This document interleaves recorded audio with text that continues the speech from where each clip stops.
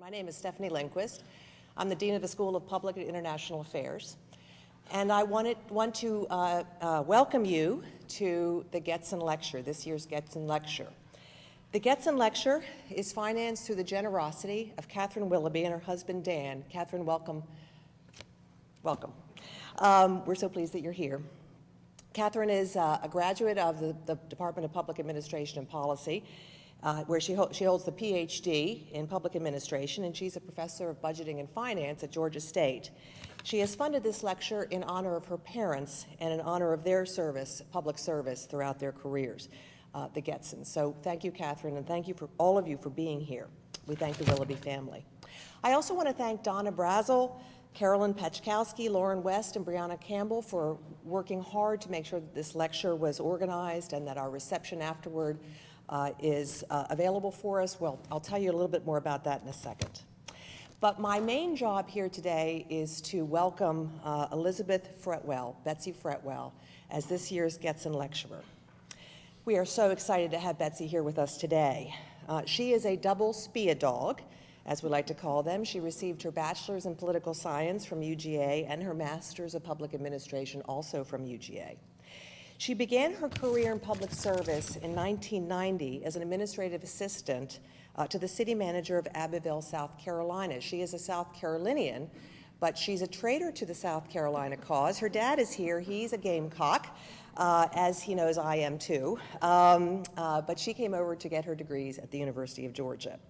From 1992 to 1998, she served as an intern, management analyst, and strategic issues manager in Clark County, Nevada. Now, that's Clark County, Nevada, not Clark County, Georgia. Although she's got on her lapel today a Clark County, Nevada pin as well as a Clark County, Georgia pin, thanks to Alan Reddish. Thank you, Alan. In 1998, she became the Intergovernmental Relations Director for Henderson, Nevada, which is right near Las Vegas. In 2000, she became Assistant City Manager of Las Vegas. In 2002, she became Deputy City Manager of Las Vegas, and in 2009, City Manager. She was appointed as City Manager of Las Vegas. Since 2009, she has led the organization of Las Vegas as city manager, taking on issues of accountability and transparency while managing 3,000 employees and a $1 billion budget during, as we know, very tumultuous financial times. She also serves as the executive director of the Las Vegas Redevelopment Agency, and she has won numerous awards for her work and dedication to public administration and economic success in Las Vegas and in Nevada. She's won the National Public Service Award from the American Society for Public Administration. She was named Woman to Watch in 2009 by In Business Las Vegas, which is a publication in Las Vegas. In 2010, she was recognized by the Sierra Club with the Southern Nevada Environmental Stewardship Award. In 2012, she was elected to the National Academy of Public Administration. She serves on the editorial board of the Public Administration Review, which you may know is the #1 or #2, depends upon your perspective, journal in public administration. She's a credentialed member of the International City Council Management Association, and she currently serves as chair of the Community Advisory Board for Nevada Public Radio. I had the pleasure to meet Betsy for the first time last year when I went out to Las Vegas for the Life is Beautiful. Do I have that name right? Life is Beautiful Festival, which I highly recommend. It was the first year that it was in effect, and I think Betsy had a lot to do with that. It was a very successful festival. And she showed me around Las Vegas and the things that she has done in Las Vegas, especially in the downtown, and it is remarkable the transformation that is taking place there.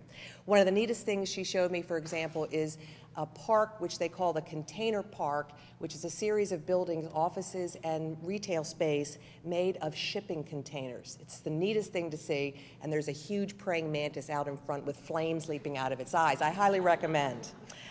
She's also overseen the movement of Zappos, which, as you know, is an enormous clothing and apparel, shoe and apparel company to Las Vegas. So she has presided over what is, I think, a real renaissance in Las Vegas. And I'm going to take advantage of it in 2 weeks. I'm going back to the Golden Nugget. After her presentation, There'll be a question and answer period if we have time, and about 3 o'clock, I hope that you'll all join us over in Candler Hall for a reception. We actually have an art exhibition. O.C. Carlisle's art will be on display there, and we have some refreshments for you. So we hope to see you in Candler Hall immediately after the lecture. So welcome to Betsy. Thank you.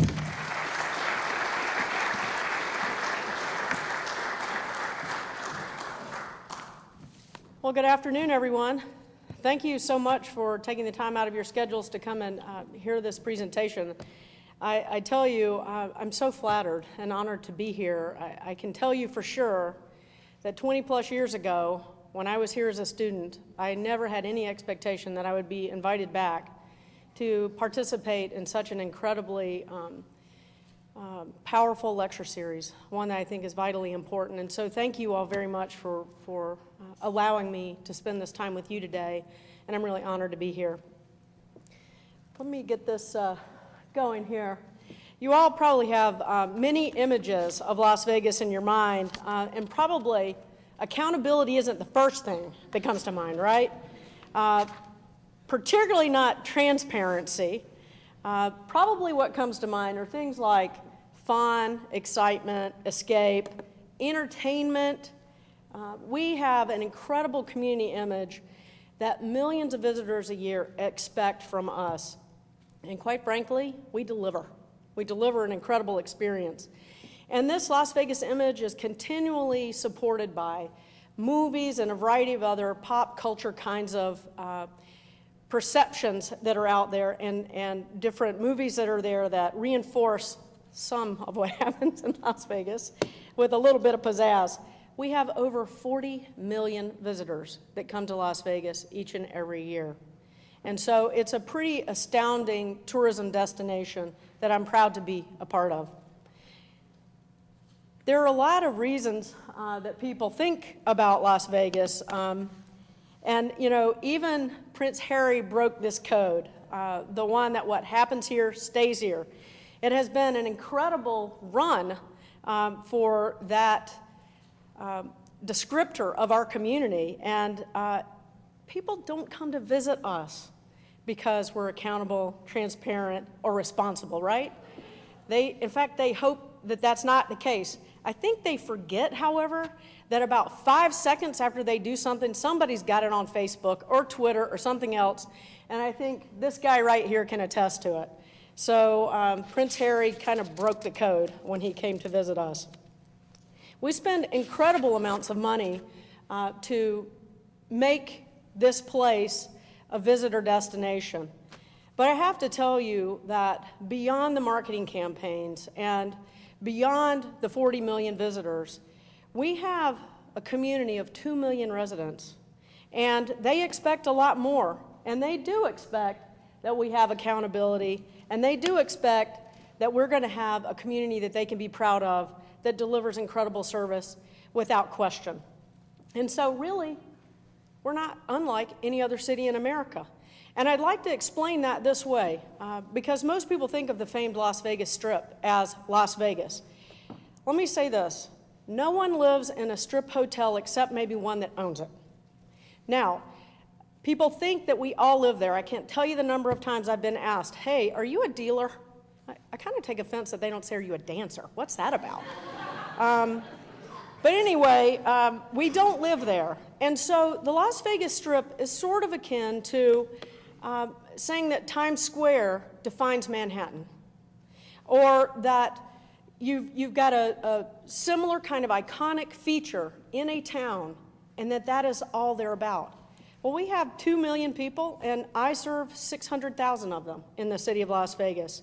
So we're much more than the symbol that we've become to be known for. I have 3,000 employees that I work with. I feel very blessed to have that opportunity. And I work with some really incredible leaders. If you had told me when I was sitting in a classroom with Jerry Legge or Hal Rainey 20 years ago that one of my other duties as assigned would be trying to find showgirls to accompany the mayor to Earth Hour, I'm telling you, that was not in the list. But let me get back to the accountability thing. it's kind of interesting to be at a university and a little bit daunting to talk with all of you about what it really, what it means to be accountable and transparent. So I kind of took a little bit to the internet, and it made me start thinking about when I was here 20 plus years ago. We didn't really have much of the internet. In fact, when I went to work for Clark County as an intern, we had one computer on our floor, one guy who really knew how to access the internet, and it took him 20 minutes to pull up a picture of a tree. So the rest of us were dying laughing at him. Little did we know what an impact the internet was going to have on us and the way we deliver services, the way we infuse accountability and transparency into the way that we deliver services. And I'd like to come back to that a little later on in my comments. But I do think that it's really important to recognize that how we get information is paramount to accountability. The way we use this information is paramount to accountability, and the technological age has really ushered in a new standard. And I think it's important to talk about that as we move forward. When I was working on the internet, that is very robust now as compared to 20 years ago, I found that there was a ton of information on the federal government and international government front on transparency and accountability, and not very much on the local government front, which I thought was kind of astounding when you think about it. In fact, Jerry Legge will appreciate this. The first article that I found was one he had written, which I thought, that's hysterical. My graduate professor is the one who I'm reading his work and coming to lecture to him today. That made me chuckle. Anyway, when you talk about accountability, really, it comes down to a couple of key things. Accountability is where the buck stops, right? That's where the buck stops. Responsibility is your duty and your delegated powers. Transparency is our obligation to make it accessible so that it's meaningful to people who need to understand how and why governments make decisions, and make sure that we have clear reporting. Those things are really important. So when I started thinking about this, I wanted to really focus in on those three criteria as I worked through this.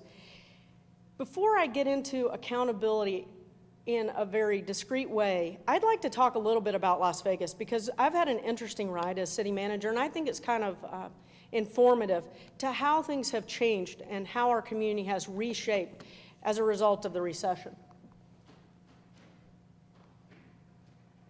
So we had 20 years of unprecedented growth. I was mentioning to some of the students that I met with yesterday that we were on the top of many of the growth lists. I mean, beating out some of the most fast developing countries. Our city was in that same list. So it was really astounding. All we saw was growth. The population was growing at unprecedented rates, and our economy was really, really strong. We had trouble just keeping up with the growth and the demands that were placed on our service and infrastructure during that period of time. Fortunately, we had the money to do it. We had a lot of money, to be honest. And the general fund revenues continued to grow, and they worked for us to be able to do that. So we would hire staff. We would do that because it was fast, it was expedient, it was a way to get things done. We had aggressive capital programs as our community demands grew. We kind of threw money at our problems, which is really not a good thing to say, but we did. We were blowing and going. I mean, it was just fast-paced, get it done. People were not patient with us. Figure out a way to get it done. A lot of times it was just throwing money at it, and people in that process as well. We probably didn't weigh and analyze things the way we could have or should have at the time. It's easy to say that now, looking back on it, but the politics and the rampant growth, we could have been a little more strategic. We really could have been. Let me give you an example. During 10 years of the boom period, we were building 17 schools a year. 17 schools a year. So the rampant growth was really incredible, and then bang, the bubble burst, right? So we went from being on the top of the growth list. People were saying how great things were in Las Vegas. We had incredible population explosion, all of those things. New casinos, new mega resorts opening on a regular basis, to the worst of the worst, really, as the recession lingered on. The highest foreclosures, we just really hit the bottom of the barrel. And all of that construction, residential and commercial alike, just the bottom dropped out of the bucket on that. And so it had a devastating impact. In fact, almost 90% of our construction workers were laid off during that period of time. We had some of the highest unemployment rates, and we really struggled as a city. We were a little bit late going into the recession, but in about 2008, the latter part of 2008, going into 2009 when I took over, we identified a $400 million structural deficit for the city of Las Vegas. $400 million. Our general fund budget at the time was $500 million. So you can do the math. It was pretty crazy. So let me show you a little bit of what was going on. These are just a series of slides. So this shows you the housing prices, so you can see the big peak. I told people that there were people waiting in line literally to buy houses in 2007, only to see all of the prices drop like a rock. You can see here all of our foreclosure information, actual foreclosure. You can just see the steep decline. It's pretty incredible what we were facing during this period of time. Sales on houses just plummeted, barely starting to recover, but nowhere near 2003, 4, and 5. We still have a pretty high residential vacancy rate, as you can see here. And you can see that our year-over-year growth in Nevada employment is recovering, but isn't recovered. So at our peak here, we were at about 15% unemployment. Before that, we were at 4%. So when you look at that, you can see the dramatic drop-off that happened in our community. Our revenues didn't go far behind this, right? So when you look at this, you know these numbers of people are out of jobs. At the same time, governments were laying off. We were reducing our staffing dramatically at that time. We had to do everything. You know, I went to a presentation from ICMA, the City County Managers Association, and they gave a list of all the things that you can do to respond to the recession. We had to do all of them. Most of the people in the room were doing 2 or 3 of them. We had to do every single one of them to try and recover and stabilize quickly enough to handle this massive deficit that we had. So let me give you an example of, this is the employment rate chart. This is what we had to do just to manage through. Over 3 years, we reduced our budget by 20%. We laid off over 250 people. We had to do incredible vacancy management, which basically meant a hiring freeze. That's code word in government for hiring freeze. We also had to cut our metro budget, which is our police department budget, and we had to work diligently with our unions to really come to new agreements. Concession bargaining had never been talked about before in Southern Nevada, best I can tell, but we started new language to try and address the shortfall. Overall, within 3 years, we reduced our general fund by 20%. We reduced our structural deficit by 80%, and we got our city budget back in balance at 2005 levels.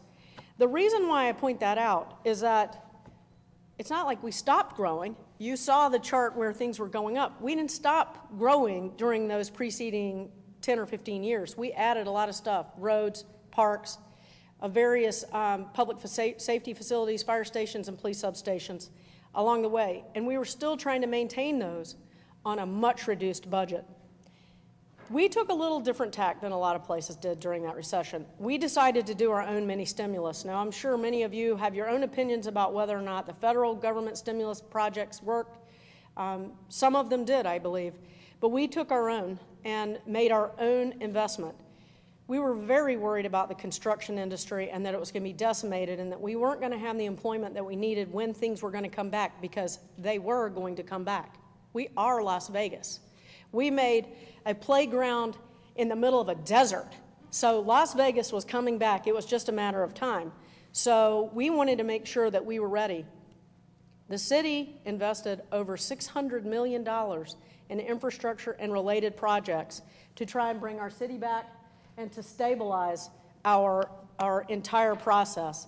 And we had 3 major projects that went into that. We moved our city hall, making way for Zappos to come in. We built a new performing arts center, which we had not had a community performing arts center. And we built a museum. We call it the Mob Museum. Of course, we are Las Vegas, right? So we have the Mob Museum, and we built 2 fire stations along the way. Major reinvestment in our community. A lot of it was to help the private sector and to make a significant economic development play in our community to change things around. Now, where are we now? We still are down around 33% in our property tax, which is pretty low, and that's not going to come back for a while because we have property tax caps. It's interesting for those of you who may be involved in policy setting at the state level on a revenue standpoint. When I came to work for Clark County, I was very interested in revenue projections and revenue forecasting. I don't know why I liked that, but I liked the finance side of things. And when I went and talked to the finance director at Clark County about it, he said, "Oh, don't worry about that, Betsy. We don't really have to do that. The money just comes on in. Don't worry about it." It's not about that. You need to not worry about it. Well, we worry about it now, let me tell you. And part of it is that we have a revenue system that caps property tax growth rates, but does not create a collar at the bottom or a basement. So we went down really far, and it's probably going to take us another 10 to 15 years to recover. We're already abating taxes now, and we still haven't restored the services that we had to cut during the recession. We also lost a significant amount of sales tax, and that has been recovering, but we're still down. We've been really beefing up our licensing and other revenue category, but we're still down. And quite frankly, when you look at that bottom bullet, you can see that we're down 17% from where we were in 2001, from 2001 to today. Now, as I mentioned, we are poised for recovery, and we are making our way. We have focused incredibly, as I mentioned, on infrastructure, sustainability, and economic development. Someone asked me, as a city manager, what do you think the next things are that you need to focus in on? Economic development and redevelopment, by far, is one of the biggest focus areas that I have as a city manager. We've gotten a lot smarter about how we use our resources and have attempted to get much more sustainable, which I'm going to talk about a little bit later on in the presentation. And we had to learn a lot more about accountability. Here's some of the things that we're working on. Oh, I forgot to show you these property tax things, but you can see, here's the property tax rate revenues, and the line goes back before this chart even starts. This is our payroll full-time equivalents. So we're really coming back, and we really do feel like we've learned a lot. You know, we didn't waste a good crisis. We really didn't. And as hard as it was, we've been able to turn into some really incredible things. We created the Performing Arts Center, which you see on your lower right hand. That's the new Zappos headquarters, our former city hall. So we repurposed our building and sold it to the private sector, which helped us tremendously. And you can see some of the incredible entertainment options that are going on in our city. These things don't happen overnight. They take a lot of guts. They take a lot of guts. They took a lot of guts on the part of my city council members, took a lot of guts on the part of our city employees, and it worked. It's hard to say on one hand, we're having to reduce our budget, and simultaneously we're going to spend a lot more on some things that we're not sure how much it's going to help stabilize our situation. But it worked. And let me tell you how it worked. Over this same period of time, for those projects that I just showed you, we had a total new construction workers of 13,000 jobs from 2007 to 2014. And we created over 10,000 new permanent jobs. Now, when you think about those employment numbers coming back, this is a significant contributor to that, all through redevelopment. And we generated over $2.5 billion in new value in downtown Las Vegas to help stabilize our community. Guess what that did? It made us not have to raise our property tax rates. We're living within our means. And we're doing things very differently as a result. So let's talk for a minute about accountability lessons and some of the things that we learned. When I started as city manager, we had never surveyed our citizens, which was a little bit unusual, I thought. So we started surveying. We also had a very robust feedback process where we engaged in a bunch of town halls, surveying and a variety of other things, because we felt like we really needed to reset our priorities. Things were drastically different, right? Let me just say this. The best time to try and engage your citizens is not when you're in a crisis. It's a lot better to do it when things are a little bit more smooth sailing. But I will say this for our citizens, they showed up, they cared, they made it to those meetings, and they shared with us what they thought, and thank God for that. because it helped us make much better decisions along the way. We were really able to reprioritize in a way that mattered to them, to keep the most important things in place for them, and try and preserve things that we knew we needed to rebuild. I called it a pruning exercise. You know, you don't go into the rose bush and cut it all the way off at the bottom and think that it's going to come back. But you can trim in the right way so that when you are ready, when the spring comes back around, that bush can regrow. And that's what we've attempted to do. And it's taken us a lot longer than I ever anticipated to recover, but it is starting to work. There are a lot of layers to accountability that I want to hit on today. I mentioned the citizens, and I would like to spend a little bit of time talking about that with you because it's important. Citizens, for us to recognize that our citizens are not going to rely on the fact that we do our duties. They're not just going to rely on our word. They want proof that we're using their taxpayer dollars responsibly. So not only do we have to tell them, we really have to show them. And we have to do it in a way that's understandable. I've mentioned that we've had some public dialogue and some community engagement so that people could help us identify the priorities, that they need to be vocal. And it can't just be, Alan and I were talking about this last night, it can't just be the 4 people that come to every one of your city council meetings. It needs to be a much deeper engagement and a much more robust conversation.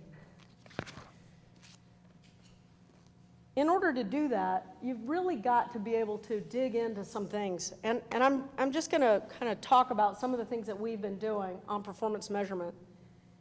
From day one when I started in local government, I felt like we needed to have a lot more measurement available to make better decisions. It takes a long time to make that happen and to make it work. And we really plunged headlong into that at the City of Las Vegas, and I'm glad we did it when we did it. We didn't wait until times got tough to start building these systems. We were building these systems and refining them all along the way, and quite frankly, it helped us be ready to manage through the recession. So one of the things that I think is really important to cover in all of that is to talk about how can you use performance measurement to make all of your community engagement work a little bit better. And before I jump into that, I want to talk to you about how we're focusing in on digital inclusion and transparency. So we've done quite a few things to be aggressive in both areas. We are all over making sure that we're using social media, that we're creating new ways for people to interact. We've been using Twitter, Twitter chats, Google Hangouts, a whole variety of things. I'm participating in a few myself. Our mayor actually used it for her State of the City speech. We've got all kinds of opportunities that we've been working on to build relationships with our school district. They come over and are part of our Twitter Hangouts and work with the mayor on a variety of different things. Let's see here. I think I have another slide in here that I missed. Apologize for that. I think you guys will enjoy this. We did a live Twitter feedback session in the middle of the mayor's State of the City speech. It was a little bit risky. We invited a lot of people in, and we asked them to provide feedback as the mayor was speaking.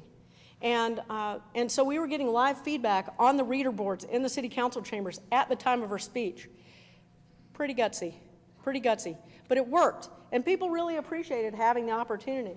Meanwhile, we've worked on a variety of big data things that help us share information with our public. We have an open checkbook. We've been working very diligently on putting together all kinds of things on our website, everything from employee salary data to our service response times for everything from fixing out a street light that's out to any number of service requests that may have come in. And as you can see, I think I might have this on go by itself. As you can see here, we've got some incredible followership. We've actually eclipsed over 20,000 Twitter followers, and we're really engaging people. We've got a lot of people who are accessing us on their mobile devices, and we're really taking a serious look at transparency. Last year, we got written up with a D- in transparency by one of the raters in this area, and this year we will be an A. We will be an A. All we had to do is get our checkbook up, and I know that we'll be in good position to have all of that data available for our citizens if that's what they want. One of the things that we focused in on, too, to help was a community scorecard. We had this idea that, governing rates states, right? And they say, oh, in infrastructure you have an open O, or you have a closed dot O, or you have a full circle, et cetera. We wanted that for the city of Las Vegas. We wanted a report card. That's a little bit risky for local government officials, but we thought that it was important to do, and it built on that performance measurement system that I mentioned to you earlier. So what we did is we took the council's priorities and we built our scorecard around those council priorities. The first year that we did it, we used an internal team. We rated ourselves, and we rated ourselves really hard. We had a set of measures that we were aspiring to. We were in the middle of the recession, and our scores didn't do that great, particularly on economic development and redevelopment. In fact, we gave ourselves an F. But here's what happened. It was something like this. I'm sitting in a meeting, and I was meeting with the president of the Chamber of Commerce, and I said, Kristen, look at this scorecard. What do you think about this? I think this will really help citizens and businesses understand what we're really focused on, our key priorities, and how we're achieving them. And she did something like this. She probably won't remember this, but she threw it across the table at me, and she said, that's great, Betsy, you guys rated yourselves. And I sat there and I went, well, that's a good point, except that we rated ourselves really hard. So we took a step back. We pulled together a citizens committee. We included the Chamber of Commerce in it. I know y'all are shocked to hear that. And we retooled the entire thing. And so what I want to do is show you what it turned out to look like. We ended up focusing in on the 6 council priorities and rating ourselves. And this is a fairly robust measurement system, but it's one that you can figure out how we're performing in these various areas. Our committee said, look, keep it simple. If citizens are going to look at this, it needs to be clear, less is more, it needs to be relevant, and it needs to be short and sweet. So get to the point pretty fast. So this is what it looks like. All of you recognize things like this, right? You get them in your inbox every quarter, every semester. This is what it looks like when you actually drill down into the data that's available. It shows you what we're being measured on and why we got the grades. So when you drill down on community pride, you can see that we did pretty well in a variety of categories. And then when it came down to educational attainment, we still got a C. So all in all, we still made an A in that category. And then if you really want to get more detailed, you can see how we calculated it. So now you can see the actual measures that we used to give us that score. So I know some of you students in the room would wish that your professors would give you this level of detail so that you know how to study and how to perform in class. This is the kind of thing that we were building our system around, so that all of our citizens, our businesses, people who wanted to relocate here had a really good sense of what we were able to do, what we were focusing in on, and how we judged our progress. We also, as I mentioned, did a citizen survey, and you might think that in the midst of a recession that things would not go so well. I think our citizens appreciate what we do. We don't hear it all the time, and that's a little bit difficult to manage because public employees are under attack quite a bit. You know, bloated bureaucrats and such. There are a lot of words that are used like that that are quite harmful to the morale of an organization. But despite all that, our citizens are very happy. As you can see here on this map, the entire city is blue. Blue is a good score. A bright blue is the best score. But this shows that generally, across the board, for city services provided, they are satisfied. And I found that very rewarding to notice because sometimes you don't get that kind of feedback. In fact, our overall satisfaction with the city services was significantly higher in Las Vegas than any of the other larger U.S. cities. We are trailing in a few areas, like our police department, public schools, image of the city, and quality of life. But all in all, they're very satisfied with our service.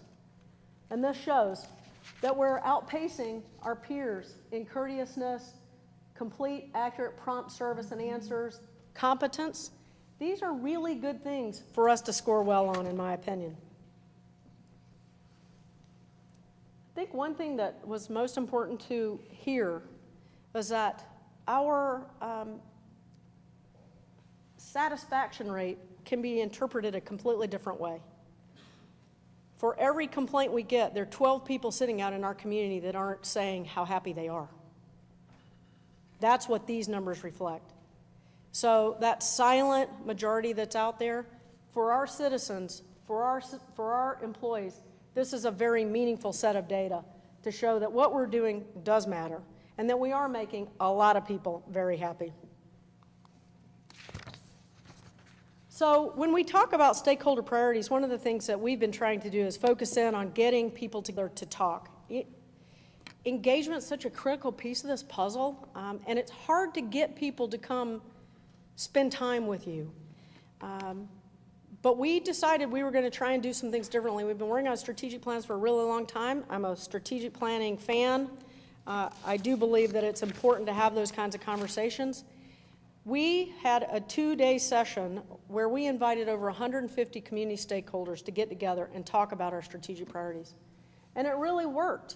Our council then took that data and came back and identified 4 key priorities that we're working on now: economic diversification, public safety, transportation, and education. You saw the earlier ones in the scorecard that I mentioned to you. This is getting more and more refined as we go through this process, which actually helps me as a city manager know exactly what is important, not only to the community, but to my board. And it helps me refocus our employees in ways that make a meaningful difference in the kinds of services that we're delivering to our community. You may say, how, Betsy? You went through an incredible downturn. Your employees had to have been a bit demoralized, and they were. Anytime you have to use every tool in the toolbox to stabilize a situation, employees are going to be insecure. Sometimes they hide. You know, they don't want you to notice them because they think that they may be next. There's not enough resources to go around to do the job that they're asked to do, and definitely not at the quality level that they want. So we decided we needed to do something drastically different. When things started to stabilize, we decided that we needed to take an internal look and figure out how are we going to make these priorities a reality for our council. So in our mind, there are 2 requirements for success. There's the smart stuff, do your job well, be really good at it. Las Vegas is really good at what we do. Our employees are really good at what we do. I'm proud of each and every one of them for that. But we needed to focus in on the healthy side. We needed to minimize politics. We needed to minimize confusion, improve our morale, focus on high productivity, and reduce our turnover. We knew these things were going to be critical to really turning the corner and making those results happen that we wanted to have happen for our city.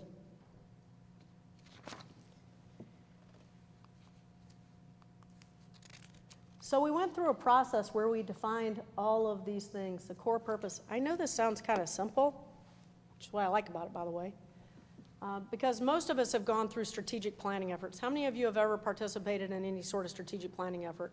Many of you. Usually you start with the vision and mission stuff, right? Yeah. We skipped all that because what I've found is that most employees don't remember a vision or a mission. In fact, we did a little test in the city of Las Vegas, and nobody could remember it, including the board. So we figured that was not a good place to be. So we kind of started over. And we focused in on these key areas, and we set about being much more simple in our approach. And this is what we came up with. There are 20 words. 20 words. We're about building community and make life better in the city of Las Vegas, period. And how we're going to do it is we're going to run the city. And I'll tell you what, employees love this. They love it. We're a value-driven organization that's focused on action, achievement, creativity, teamwork, and we won't hire people that don't have integrity, and we will not hire people that don't have ownership. So when you build all those letters together and you add an imperative, now, you have action, and that speaks so loudly to our employees. And let me say this, we are changing all of our systems to focus in on this. We hire and fire based on this. Who you hire and who you fire speaks loudest. And this is what we live up to. And one of the other things that I wanted to mention to you that helped us get through this recession was this little thing at the bottom of the chart, and I don't know if you can see it, but it says thematic goal. Every 6 to 9 months, we change this goal. The first thematic goal we picked was rebuilding our revenue sources. We had every single employee in the city working to figure out things that we had not looked at in a long time, from revenue structures to making things more efficient. This year alone, we took a $9 million deficit budget, and we just finished the year with a $2 million plus, just from focusing on that one goal. Incredible results, incredible turnaround. And what that does for us is, for the third year in a row, we've been able to take a deficit budget and turn it around into one that's in the black. That creates incredible stability for us. And quite frankly, this focus on this revenue goal has stabilized us going into this budget. And I'm really excited to be able to give a presentation to City Council about that next Wednesday, that we've turned the corner. And these revenues, we're not just curtailing our expenses. The revenues are ones we can count on going forward. Now, you can't just talk about things. You've actually got to live it in an organization. So we have been working on recognition. We've been working on employee engagement projects. And we've been making sure that what we're doing is actually, it matters to our employees and that it's making a difference. You can see here on one of these pictures, this is a community garden that we're building at City Hall that the employees take care of. And actually, we used it to have an emergency management training session the other day to try and get everybody to get bought into having their own personal emergency kits at home. And some of the famed chefs from the Strip joined the mayor, the county commission, and some of the other city council members, and they used the produce from this garden to make food and celebrate emergency management and these emergency management kits. Now, one of the other components of accountability, I believe, is being true to our future. How are we taking care of everybody into the future? We've got to make sure that the future generations are being cared for. We are surrounded in Las Vegas. I don't know how many of you have been to Las Vegas? What? Have any of you ventured past the Strip out to the national recreation areas, Lake Mead, any of those areas? A few. It's beautiful. Well, I know, Aaron, you were fighting fires out there. That doesn't really count. But I think one of the things that's really important is that we have an incredible, rich environment there that we have to protect. And one of the things that I hear all the time about is, what is the city doing? What are you doing as it relates to sustainability and efficiency and things like that? Don't you have a drought?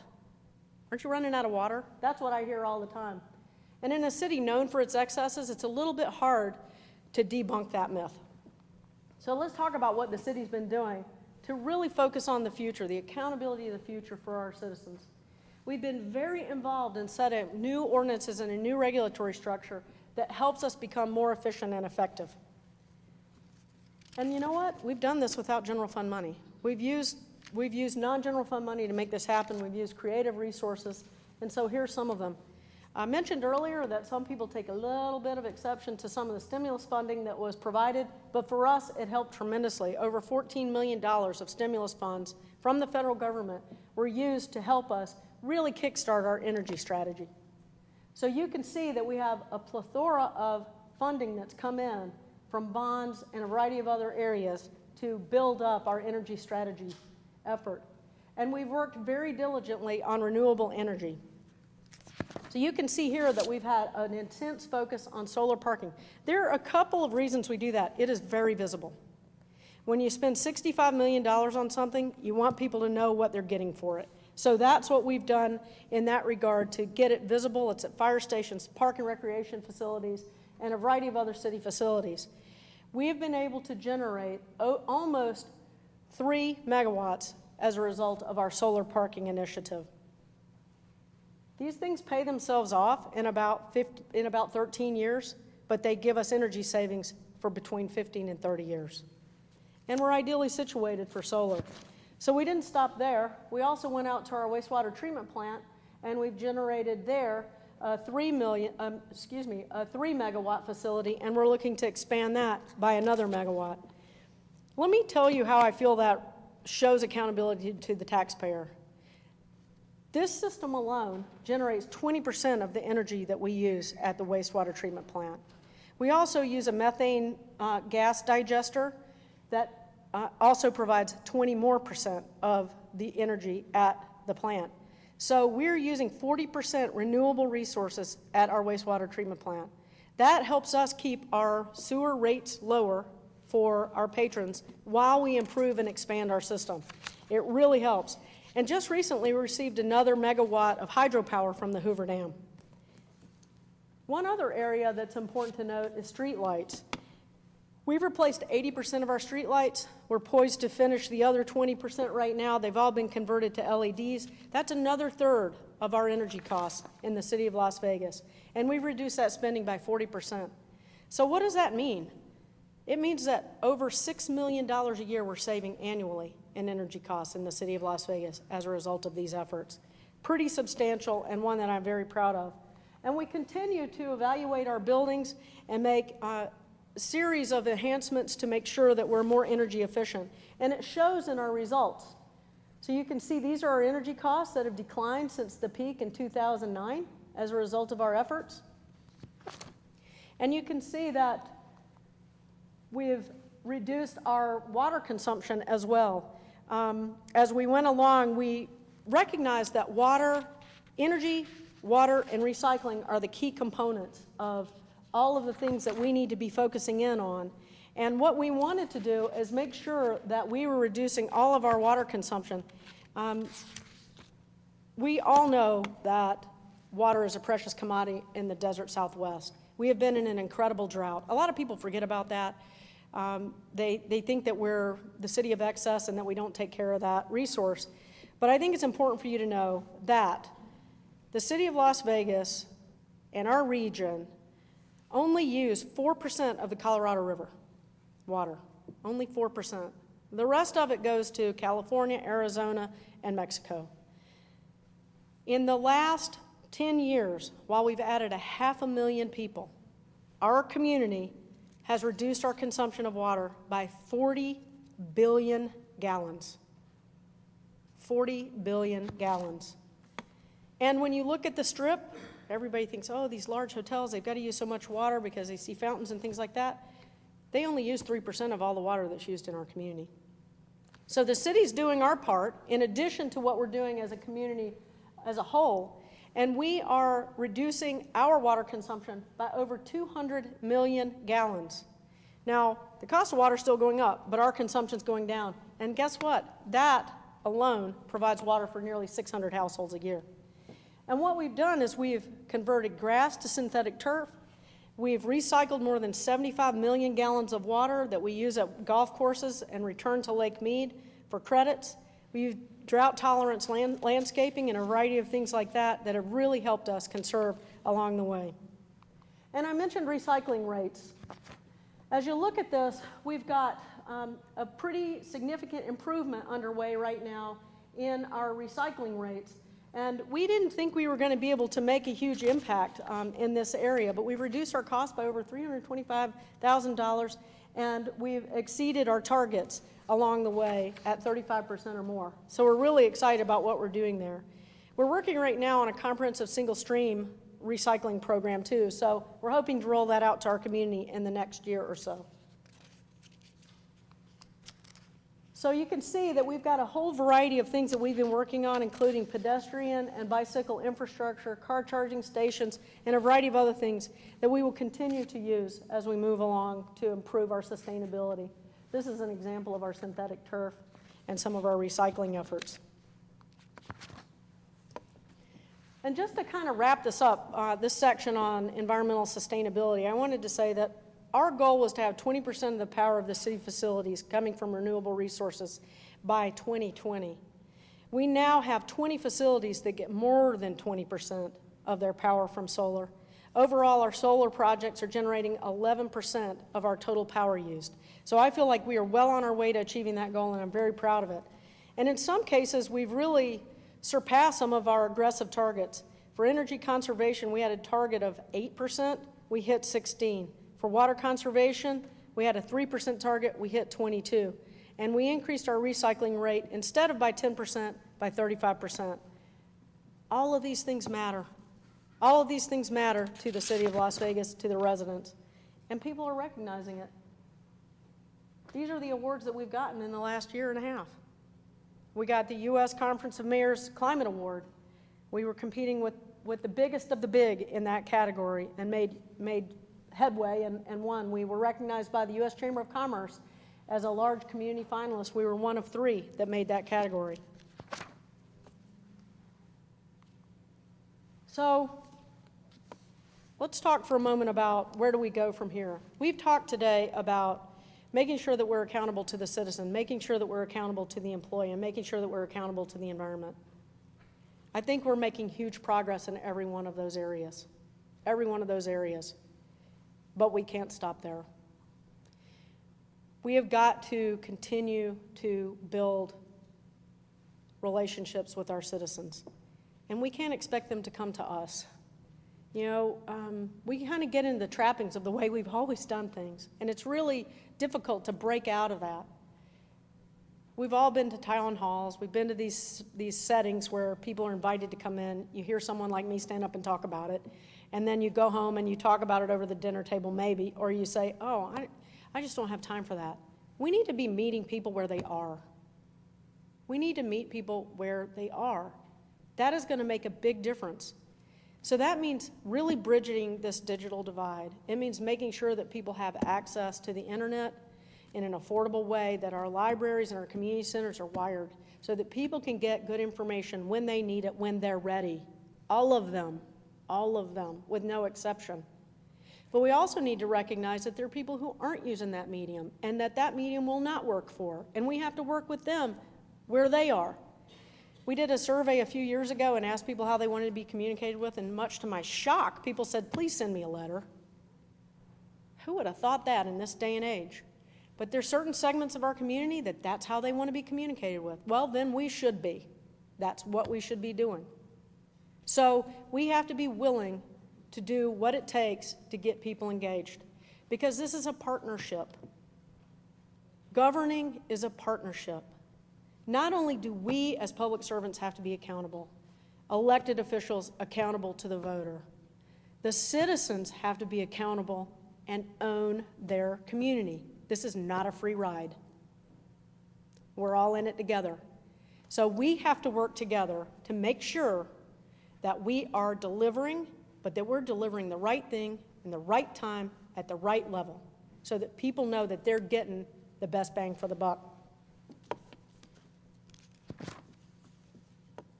We also have to continue to invest in technology, and it's really hard for local governments to invest in the invisible. I know many of you are administrators here and have had experience in this. It is not sexy to talk about a sewer collection system on TV. It's just not. But it's really bad when it doesn't work, right?